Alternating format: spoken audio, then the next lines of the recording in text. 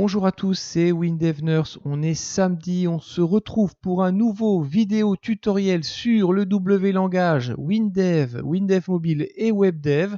Alors avant de vous parler du sujet du jour, je vous rappelle que vous pouvez vous abonner à la chaîne, vous pouvez liker si vous aimez la vidéo, vous pouvez aussi en parler aussi, comme ça on est de plus en plus nombreux. J'en profite également pour remercier les généreux donateurs de la chaîne parce que vous savez qu'il y a en description de cette vidéo les liens vers la cagnotte Litchi et le compte PayPal. Je vous rappelle également qu'on a une super offre qui est faite de la part de FranceLink. Vous avez le petit code promo qui apparaît à l'écran et avec ça, vous aurez chez FranceLink 10% de réduction sur votre abonnement en hébergement d'un site WebDev. Alors, il y a bien sûr des bases de données, 3 bases de données. Vous aurez aussi un web service inclus. Vous aurez gratuitement aussi une connexion en HTTPS qui est de plus en plus nécessaire. Et puis, dernière petite chose, je vous rappelle que le site WinDevNurse est en ligne. Alors, vous pouvez aller le visiter, vous pouvez voir un petit peu ce qui se passe. Et ça vous montre un petit peu ce qu'on peut construire avec WebDev. Je vous rappelle que j'ai fait toute une série de tutos sur la construction de ce site. Alors, aujourd'hui, on va consommer un web service. Alors, on ne va pas le créer, par contre, on va le consommer. Alors au départ, ça peut sembler particulièrement indigeste, mais bon, j'ai essayé de vous faire une vidéo pour vous expliquer simplement comment est-ce qu'on peut faire appel à un web service dans une application WinDev, WinDev Mobile ou WebDev. Alors c'est parti, on y va, je vous montre mes petites découvertes. Allez, voilà, on se retrouve sur mon PC comme d'habitude. Alors comment est-ce que ça m'est venu un petit peu cette idée de vous faire la vidéo? J'ai regardé en fait une vidéo sur YouTube de quelqu'un qui utilisait les services d'un site internet suisse qui permettait de renvoyer des informations sur la qualité de l'air, de la météo, etc., via un API distant, en fait. Alors, je me suis dit, ça serait intéressant d'intégrer ça dans le cours d'aujourd'hui, parce que l'API était relativement simple à comprendre, et ça vous fera une première approche du web service. Alors, vous voyez, quand on se tape sur IQR, donc si vous allez sur le site, vous allez vraiment tomber sur des infos générales, on va dire, qui permettent d'avoir la température ambiante, taux d'humidité, etc. Mais quand on est sur la partie IQR Data API, vous voyez, c'est marqué ici, eh bien, quand vous faites défiler un petit peu, vous voyez que vous avez un API de pollution qui apparaît. Alors, on fait défiler ça, puis vous avez un programme d'adhésion. Alors, soit c'est payant, soit c'est gratuit. C'était assez intéressant parce que regardez ici sur la partie de gauche, vous avez une offre gratuite où vous avez 10 000 requêtes par mois. Alors, 10 000 requêtes par mois, quand même, si on prend la calculatrice, je me dis, tiens, vous faites une application qui fait un update, par exemple, de la météo toutes les heures ou de la qualité de l'air. Donc, vous avez 24 heures sur une journée, multiplié par 31 jours. Ça veut dire que, en gros, alors non, j'ai mis divisé, j'ai fait une erreur, 24 par 31. Ça veut dire que vous allez faire 744 requêtes dans le mois. C'est intéressant parce que là, vous en avez 10 000 gratuites, quoi. Vous en avez quasiment 12 à 13 fois plus. Alors, vous avez juste à vous inscrire et en fait, là, il va vous demander votre mail, etc. Donc, il n'y a pas de publicité, c'est vraiment gratuit. Il n'y a pas de choses comme ça qui arriveront. C'est vraiment pour avoir l'accès. Pourquoi est-ce qu'on fait ça? Parce que, quand vous allez utiliser, par exemple, l'API pour obtenir un résultat, il vous faudra une clé. Voilà, donc ça c'est la clé, c'est pour vous identifier en tant qu'utilisateur et ça permet d'ailleurs de compter le nombre de requêtes que vous faites. Alors si on va un petit peu sur l'API en soi de IQR, hop, là je vous agrandis pour que ça soit plus clair. Bon, c'est tout en anglais. Ouais, malheureusement, c'est souvent en anglais les API. Donc il va falloir un petit peu vous mettiez à la langue de Shakespeare, mais il va falloir un petit peu comprendre comment ça fonctionne. Donc là, on vous explique ici que vous avez besoin d'une clé, d'une API key, et en fait, cette clé, vous allez la glisser dans la requête que vous allez faire distante. Alors, ça fonctionne avec de l'HTTPS, donc ça c'est très bien parce qu'aujourd'hui ça devient maintenant le standard. Et puis, on vous explique ici, voilà, que quand vous lancez une requête ou que vous lancez la demande au web service, eh bien, vous allez avoir des codes de retour qui vont apparaître, comme par exemple success. Bon, ben là, ça veut dire que ça a fonctionné, qu'il n'y a pas eu de problème. Mais vous pouvez avoir, par exemple, une limite du nombre d'appels que vous avez fait avec votre clé, c'est-à-dire que vous avez dépassé les 10 000, donc il faudra passer en version payante, ou éventuellement la clé qui est expirée, etc., etc. Bon, là, je vais vraiment, je vais pas tout vous expliquer, mais en gros, ça veut dire que vous envoyez la demande d'information et puis vous allez retourner un résultat qui va être success ou autre chose. Si c'est pas success, ça veut dire qu'en gros, vous n'allez pas obtenir les informations. Alors, qu'est-ce qui se passe quand vous allez envoyer votre requête? Vous allez obtenir un résultat. Alors ici, je vous ai fait une petite photo de la requête que j'ai utilisée pour obtenir, par exemple, la température de la ville de Metz. Vous voyez, je l'ai fait le 26 mars. Donc là, en fait, vous voyez que on vous retourne quoi? Un résultat en JSON. JSON, c'est un petit peu, j'en ai déjà parlé quand j'ai fait le cours sur le XML. Faites un petit saut sur la vidéo du XML. C'est un autre format en fait qui permet de stocker des données, on va dire de les exporter, de les réimporter. Ça fonctionne pas avec des nœuds, ça fonctionne avec autre chose, mais globalement ça vous donne un petit peu un aperçu de ce que ça vous donne comme résultat. Donc en gros le résultat ça donne quoi? Ça donne ici que vous avez un résultat qui a été success, donc vous avez obtenu un résultat. Et puis voilà, moi j'ai mis quoi? J'ai cherché pour la ville de Metz qui est dans le Grand Est en France. Ici, j'avais mis des coordonnées GPS, c'est ce qu'on va faire pour le code d'aujourd'hui. C'est les coordonnées GPS qu'on va obtenir. Et puis, j'ai obtenu des valeurs de pollution. Et puis, surtout, vous voyez, une température qui était là à 9 degrés et un indice un cloud indice ou indicator, c'est un petit peu la présence ou non de nuages. Bon, voilà le type d'information que vous allez récupérer. Donc l'idée c'est quoi? J'envoie ma requête, je récupère une info et j'extrais de ces infos ce qui m'intéresse. C'est ce qu'on va faire ensemble aujourd'hui. Alors là je continue, donc vous avez des résultats qui apparaissent. Bon, ok, je fais défiler. Voilà. Et donc là, ici, c'est assez intéressant. Vous avez, par exemple, des petits icônes que vous pourriez éventuellement utiliser en fonction de l'indice de le Cloud Indicator, le IC, qui est 0,1D. Si j'utilise 0,1D, alors 0,1D, c'est plein soleil. Et on pourrait le faire apparaître en photo, en image, par exemple, sur le site. C'est pas ce qu'on va faire, mais on pourrait très bien aller extraire ce type de choses.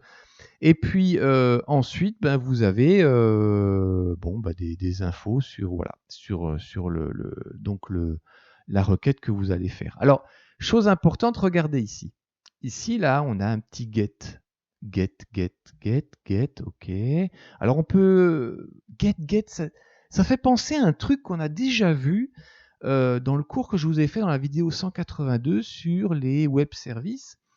Get, en fait, ça ressemble en fait à un web service de type REST. Rappelez-vous, REST, j'en avais fait un dans les vidéos et quand on voulait obtenir des informations, on passait par un web service qui s'écrivait avec du get. Donc ça laisse sous-entendre déjà que le web service, là, c'est du REST qu'on va avoir. Donc en gros, comment ça fonctionne? Eh bien, là, vous pouvez faire des recherches pour obtenir une liste des pays qui sont supportés. Donc, en gros, IQR, qu'est-ce qu'ils font? Ils ont des capteurs de température un petit peu dans le monde.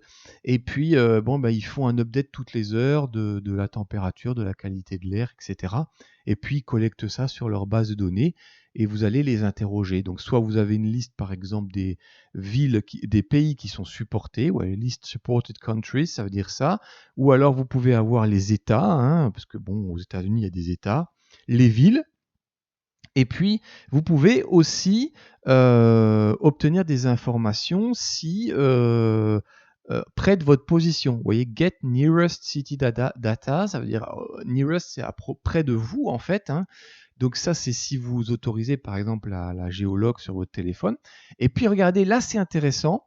En fait, vous pouvez avoir eh bien, on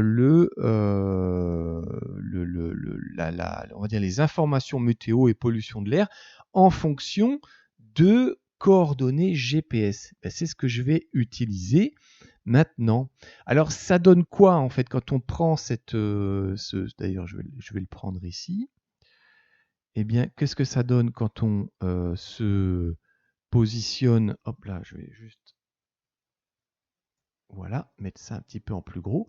Vous voyez que quand je fais ça, vous avez donc l'API. Donc vous avez entre, comment on dit, pas crochet, mais je ne sais pas comment on appelle ça exactement, la latitude, la longitude, ouais, ok, et la clé. Bon, ça c'est la clé que vous avez obtenue quand vous vous êtes inscrit. Et vous envoyez tout ça, hop, via une requête et vous obtenez un résultat. Bon, alors c'est parti. Donc ce qu'on va faire, ben, on va reprendre simplement le code là, vous voyez que j'ai ici au-dessus. Et puis ben, on va construire notre requête. Alors à savoir que là, vous voyez que là, il n'y a pas les petits crochets en soi. J'ai directement marqué la latitude, bon là c'est latitude nord, et la longitude de la ville de Metz en France. Hein. Donc comment est-ce que j'ai fait pour savoir ça? Bon, relativement simple. Hein. Vous allez dans Maps, voilà. Vous allez par exemple géolocaliser la ville. Voilà, hop là, Metz, c'est là. Voilà, vous prenez n'importe quel point ici et vous faites un clic droit et vous avez ici la latitude et la longitude.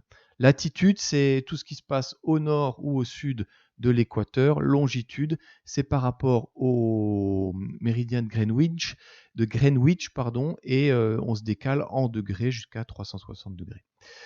180 degrés, pardon, c'est pas 360. Allez, c'est parti, on fait le code. Allez, moi je retourne ici. Donc j'ai créé ici une petite fenêtre et j'ai marqué quel temps fait-il à Metz GPS, coordonnées GPS. Bon, allez. Et ici, vous voyez, j'y mets un champ texte multiligne pour essayer d'obtenir les informations. Alors, on va coder, on y va. Comment ça fonctionne? Bon, première chose, rappelez-vous, ici, on parle de REST, hein, donc d'un web service REST. Ok, alors, bon, déjà, on va définir une valeur. On va dire que ma requête de Metz est une REST. Ah, il me propose REST réponse ou REST requête. Alors, soyons logiques. Je vais envoyer une requête, donc j'attends une réponse. Ok, alors donc ça c'est REST requête. Parfait. Alors bien sûr, je pourrais aussi dire que mon résultat obtenu, on va dire de Metz, est une REST réponse. REST requête, REST réponse, je vous invite à faire un petit saut sur la documentation de WinDev, de PCSoft. REST réponse, voyez, le type REST réponse permet de récupérer toutes les caractéristiques avancées de la réponse d'une requête REST. Voilà, bon, c'est simple. Hein. Donc, on va utiliser une fonction qui s'appelle REST envoi, c'est-à-dire que bon, ben, on a une requête qu'on va envoyer et le retour de cette requête du REST envoi sera la REST réponse. Oui, ça commence déjà à être marqué, vous voyez. Donc, c'est assez simple déjà si vous partez du basique. Alors, bien sûr, une requête, elle a un élément, il faut l'envoyer quelque part. Donc, on va l'envoyer sur une adresse. Alors, c'est parti. Donc, je vais marquer ma requête mess.url, il faut un URL, c'est égal à quoi? Bon, bah, ça va être égal à ça, ici. Hein. Donc, j'ai simplement, voilà, je rajoute des crochets. C'est en gros l'URL en rajoutant nearest city, point d'interrogation, la latitude, la longitude et la clé. Alors la clé, je ne vous la montre pas, mais c'est ma clé IQR. Elle est déjà en fait, c'est pour pas que vous la voyez, simplement c'est la clé que vous aurez obtenue. Alors si vous avez pas, si vous voulez l'inscrire directement dans votre code, hein, bah, il suffit de le rajouter avant les crochets. Alors c'est parti. Alors maintenant on va faire un envoi. Hein. Moi je fais un envoi. Donc qu'est-ce qui se passe? Je fais pardon, excusez-moi, c'est mon résultat. Ben, c'est égal à un reste envoi. Voilà, reste envoi. Et il vous demande quelle est la requête reste. Ben, il vous la propose, c'est ma requête reste. Voilà. Très bien. Ma requête mess, pardon, pas reste. Bon, ça c'est parti, ça c'est très bien. Bon, si on fait ça, on obtient ça. Bon, ok, c'est du JSON, ok, c'est bien. Et comment moi maintenant je vais aller récupérer par exemple un des éléments là-dedans? Bon, là on va devoir passer par une petite conversion des informations.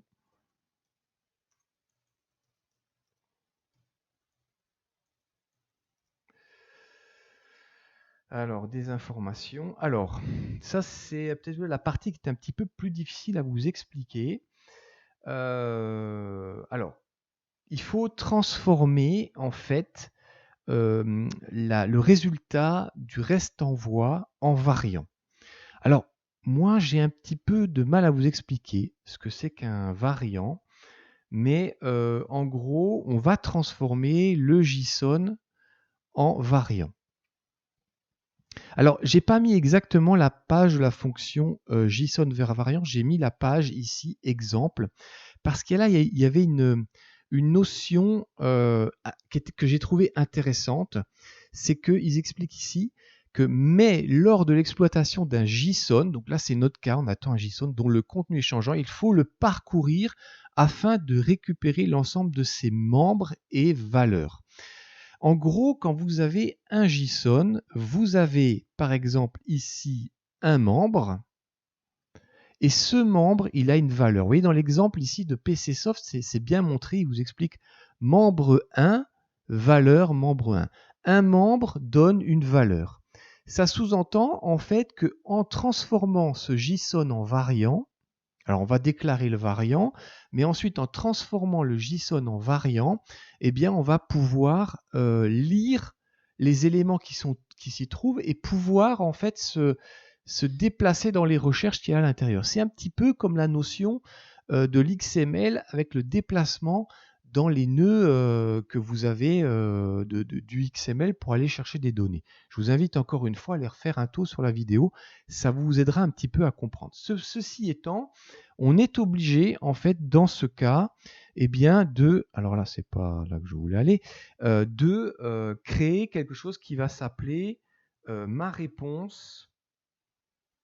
Alors, moi j'ai appelé ça ma réponse au format variant est un variant. Variant, quand on regarde la documentation de PCSoft, alors on va taper ici variant WinDev par exemple.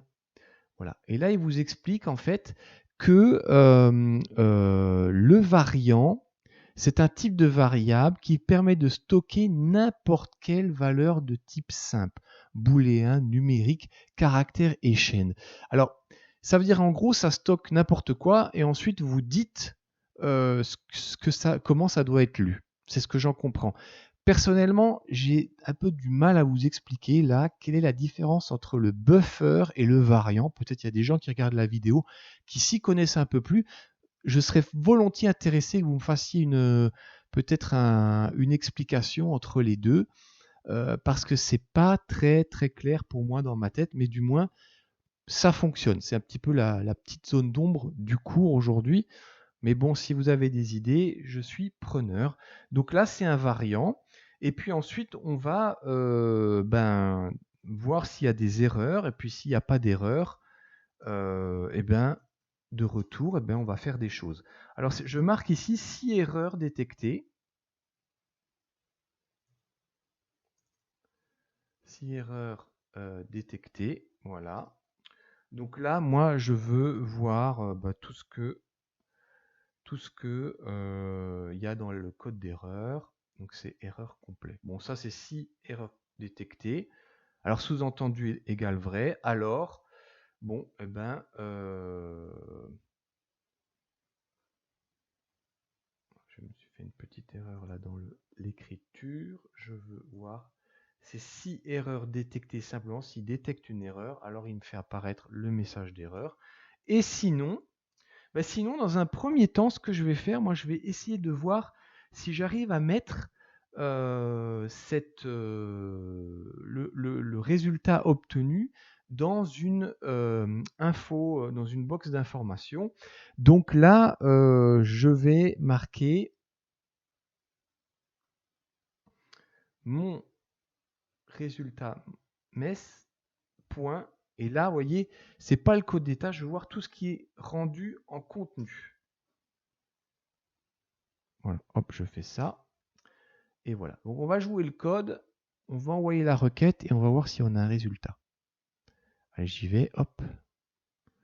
Ah, voilà. Donc là, globalement, on a quelque chose là qui est revenu. Ça semble d'ailleurs cohérent puisqu'on a, vous voyez, on retrouve ici Grand Est, France.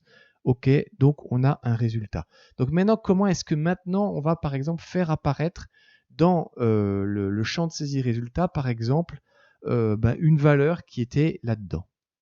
Alors on va un petit peu mettre en stand-by ce code ici. Donc ça fonctionne, c'est déjà positif pour nous. Alors ce qu'on va faire, j'ai déclaré une valeur variant, donc je vais la reprendre, je vais dire voilà, V ma réponse au format variant, et bien ça va être égal à quoi?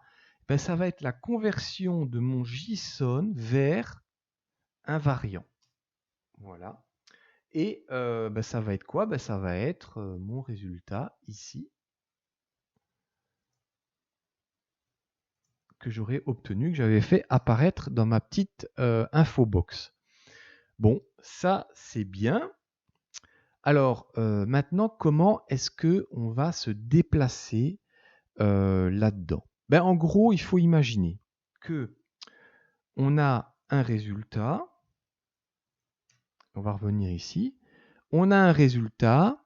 Ensuite, dans ce résultat, on avait une valeur, par exemple, qui apparaît comme son statut, qui est ici success.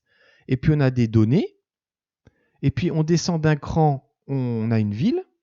Ou alors, par exemple, on a une donnée location, donnée current. Et puis ensuite, en dessous de current, on trouve weather. Et en dessous de weather, par exemple, on veut collecter la température. Bon là déjà, on va essayer de collecter le statut, le retour de statut.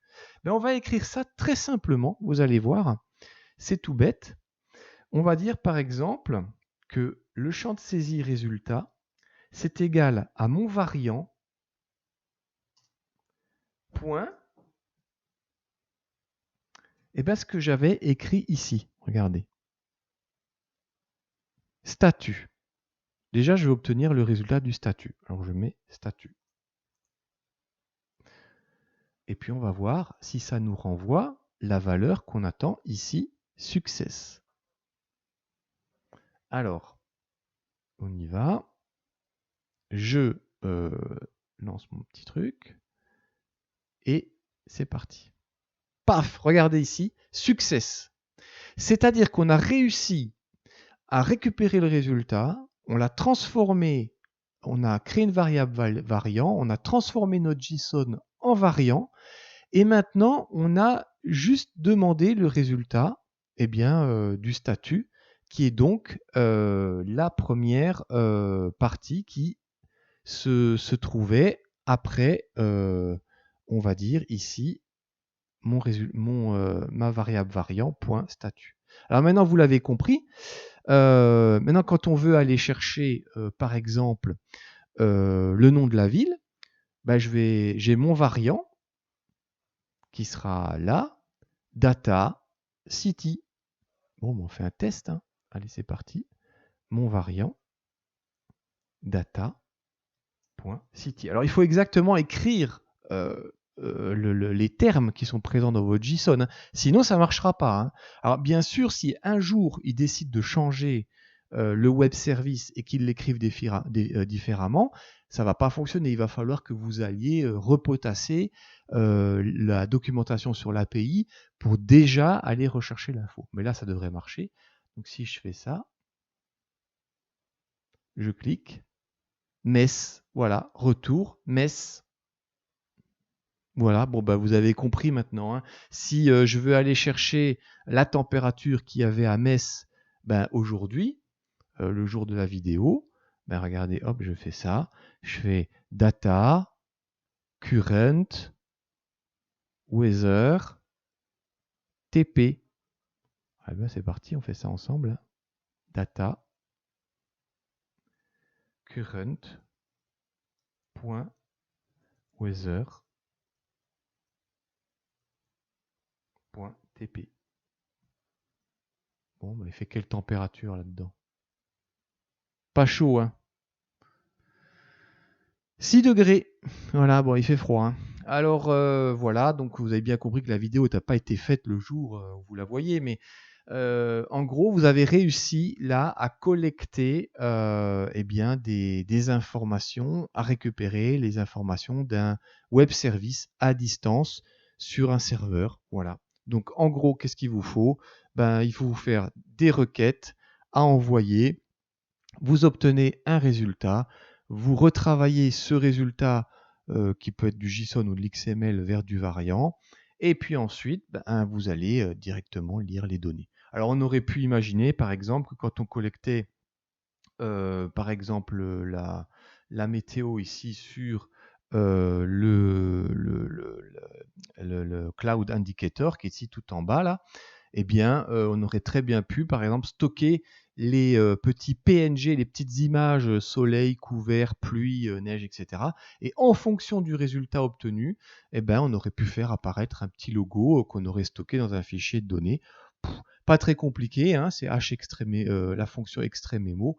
On l'a déjà vu dans les tout premiers cours, d'ailleurs, quand je stockais les photos dans l'hôpital, hein. Rappelez-vous, si vous ne savez pas, vous faites un petit saut en début des vidéos et vous saurez. Voilà, c'est tout pour aujourd'hui. J'espère que cette consommation de web services, elle vous aura été utile. On avancera encore dans les web services pour les créer, etc. Je vais le faire ça bien sûr avec France Link, hein. Je vous rappelle, il y a la super offre. Vous la voyez à l'écran normalement avec le code promo. Et puis voilà, je vous dis à la prochaine vidéo. Codez bien et puis amusez-vous bien avec le W langage. Allez, bye bye.